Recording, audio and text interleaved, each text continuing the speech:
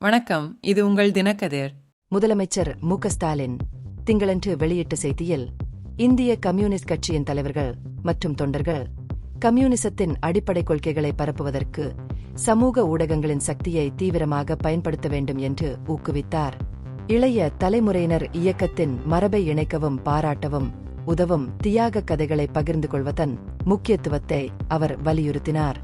சென்னையில் நடந்த ஒரு நிகழ்வில் கவிஞர் ஜீவபாரதி எழுதிய காலந்தோறும் கம்யூனிஸ்டுகள் என்ற புத்தக வெளியீட்டின் போது இந்த செய்தி தெரிவிக்கப்பட்டது. முதலமைச்சர் தற்போது மருத்துவ ஓய்வில் இருப்பதால் அவரது செய்தியை அமைச்சர் தங்கம் தென்னரசு வாசித்தார். அந்த குறிப்பில் ஸ்டாலின் தனது தந்தை முன்னாள் முதல்வர் மு. கருணாநிதி இடதுசாரி சித்தாந்தங்களுடன் கொண்டிருந்த ஆழமான மற்றும் வரலாற்று தொடர்பை எடுத்துரைத்தார்.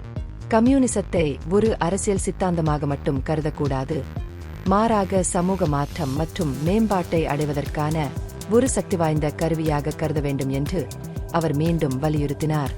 சோசலிச விழுமியங்களில் வேரூன்றிய எடுத்துக்காட்டுகளாக கையால் இழுக்கப்படும் ரிக்ஷாக்களை ஒழிப்பது உட்பட கருணாநிதி தலைமையிலான பல முயற்சிகளை ஸ்டாலின் பிரதிபலித்தார்.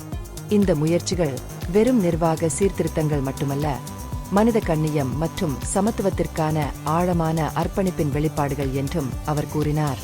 சென்னையில் கார்ல் மார்க்சின் சிலையை நிறுவுவதற்கான தற்போதைய திட்டங்களையும் முதலமைச்சர் குறிப்பிட்டார்.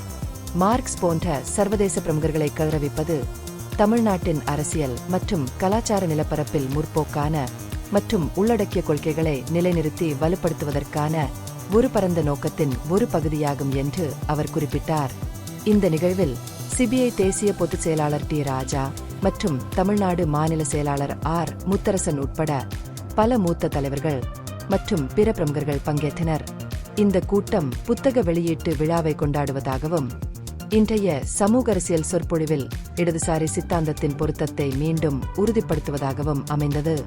இந்த பகுப்பாய்வு நுண்ணறிவுள்ளதாக கண்டால் முக்கியமான அரசியல் முன்னேற்றங்கள் குறித்த கூடுதல் புதுப்பிப்புகளுக்கு லைக் செய்யவும், ஷேர் செய்யவும், சப்ஸ்கிரைப் செய்யவும். இது உங்கள் தினக்கதிர். நன்றி.